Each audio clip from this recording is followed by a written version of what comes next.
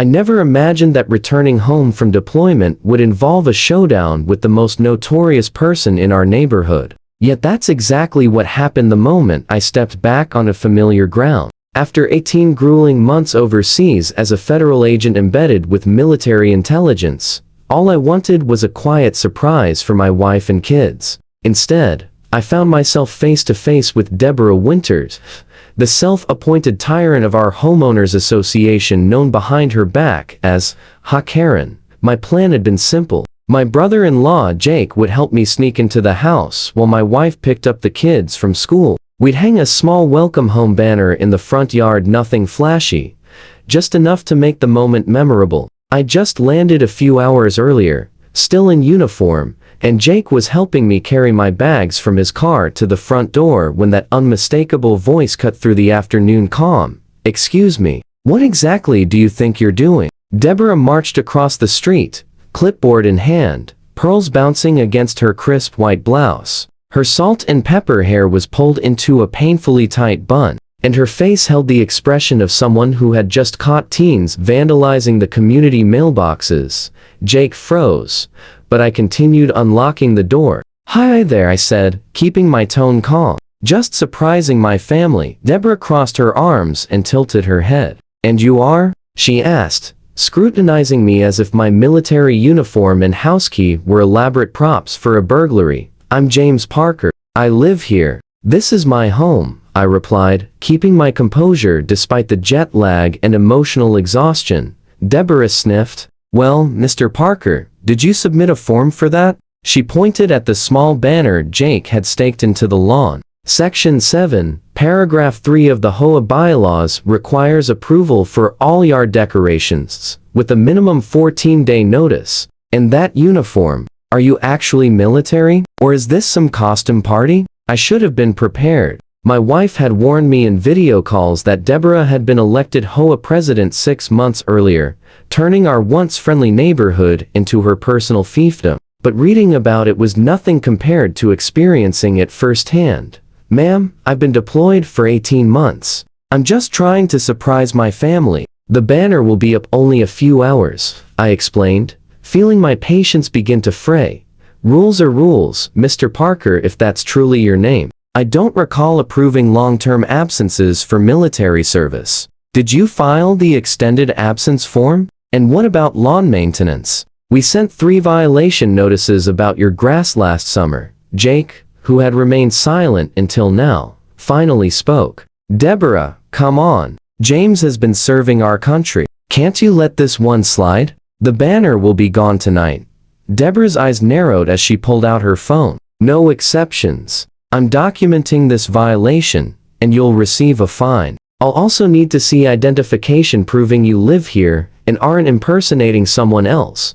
That's when I realized she wasn't just photographing the banner, she was taking pictures of me in my uniform. It felt invasive, disrespectful, almost criminal. After everything I'd endured over the past year and a half. "Ma'am, I'd appreciate it if you didn't photograph me without consent," I said firmly. "Now, if you'll excuse us, I've traveled over 30 hours to get home and want to settle in before my family arrives." Deborah stepped closer, phone still raised. "This is HOA property, and I have every right to document violations. For all I know, you could be impersonating military personnel, which is a federal offense. Show me your ID and proof of residence, or I'm calling the police." The absurdity of it all was almost comedic. After serving my country, I was being accused of stolen valor on my own lawn. I reached for my wallet to pull out my military ID, but before I could, Deborah gasped dramatically. "Is that a weapon?" she shrieked, pointing at the faint outline of my service firearm beneath my jacket. As a federal agent, I was authorized to carry it even while traveling, but explaining that to Deborah felt futile. "Ma'am, I'm a federal agent on active duty. I'm authorized to carry this weapon," I said calmly, showing her my federal credentials alongside my military ID. I hoped the badge would escalate the situation, but I had severely underestimated her commitment to her self-appointed authority. A likely story. First, unauthorized decorations, then military claims, now a badge and a concealed weapon. I'm calling 911. Jake's eyes went wide. Deb, seriously, stop. James is the real deal. My sister's been talking about his return for weeks. Too late. Deborah was already on the phone, her voice rising as she painted a picture of a suspicious, armed man in a military costume threatening HOA personnel. I calmly pulled out my phone and began recording, capturing her false report for the record. Ma'am, I'm documenting this conversation because you're making false statements to law enforcement, which is a crime. I've already identified myself as a resident and a federal agent, and I've shown you my credentials.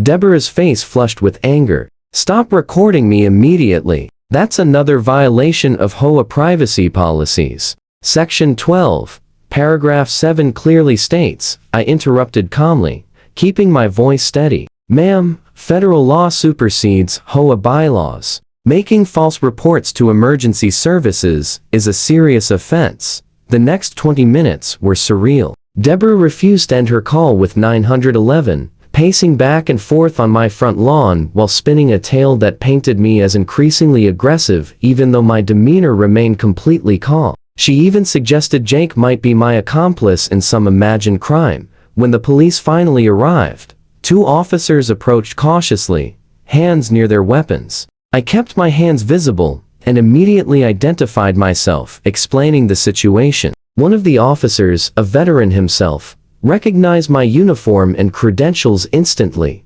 Agent Parker, welcome home, sir, he said with a nod after verifying my identity. Sorry about the welcome committee. His gaze lingered pointedly on Deborah, still clutching her clipboard like a shield. This is outrageous, she protested as the officers confirmed my identity and federal status. He still violated HOA protocols. That banner wasn't approved, and as president of this association, I demand it be removed immediately. The older officer turned to her with a weary expression. Ma'am, did you just call 911 to report a welcome home banner for a returning federal agent? Deborah hesitated. I called about an armed man trespassing and impersonating military personnel. The officer shook his head. According to Agent Parker's recording, he identified himself and showed you his federal credentials before you called. That is a false report. Filing false reports ties up emergency resources and is a criminal offense. Deborah's face went pale, then quickly flushed red again. I was doing my duty as HOA president. How was I supposed to know he was actually military? Anyone can buy a uniform online these days. The younger officer, who had been taking notes, looked up. Ma'am, is it accurate that Agent Parker identified himself and showed credentials before you called 911? Deborah stammered, suddenly less certain. Well, he showed me something, but how was I supposed to know if it was real? I was being cautious. I decided it was time to regain control. Officers, I don't want to press charges if Miss Winters is willing to admit her error and leave us in peace. All I want is to surprise my family when they get home. The officers exchanged glances and looked at Deborah, giving her a graceful way out. But Deborah Winters had not risen to HOA president by backing down. This isn't over, she hissed, eyes narrowing. The HOA board will hear about this blatant disregard for our community standards. Expect a formal violation notice and fine within the week. With that, she spun on her heel and marched across the street, shoulders rigid with indignation. I thought that would be the end of it, a frustrating but minor welcome home incident. I was wrong. While waiting for my family, I received a neighborhood-wide email from Deborah warning residents about dangerous individuals claiming military affiliation, urging them to report suspicious activity, clearly referring to me without naming me directly. When my wife and kids arrived, their joy at seeing me early quickly overshadowed Deborah's antics. We had a beautiful reunion, and for a few hours, I almost forgot the HOA drama. The next morning, however, I awoke to a formal violation notice taped to our front door, citing multiple infractions, unauthorized signage, failure to submit proper extended absence documentation, and, most absurdly, intimidation of HOA personnel. The fine? An outrageous $500, with an additional $50 for each day the violations remained unresolved. There was even a separate motion to begin eviction proceedings for persistent and willful breaches of community standards. That was the final straw. I spent the day collecting stories from neighbors who had been similarly harassed in my absence. Families cited for basketball hoops visible from the street. An elderly resident penalized for planting unauthorized flowers. A cancer patient fined for not retrieving trash cans promptly. Armed with this evidence and the recording of Deborah's false police report, I contacted the HOA attorney directly, bypassing Deborah entirely. I explained my federal status and detailed the legal implications of her actions: harassment of a federal agent, filing a false police report, attempted intimidation, and abuse of HOA authority. The attorney was appropriately alarmed, especially when I noted that making false statements to federal personnel could be prosecuted as a federal offense. While I had no intention of pursuing that angle, the mere suggestion sent ripples through the HOA's legal team. Within 48 hours, I received a formal apology from the HOA board. They scheduled an emergency meeting, during which Deborah was removed as president and fined $2,000 personally for her abuse of power and the legal risk she had created. The look on her face when the board voted unanimously was priceless, a mixture of shock, fury, and the dawning realization that her little clipboard kingdom had real-world consequences.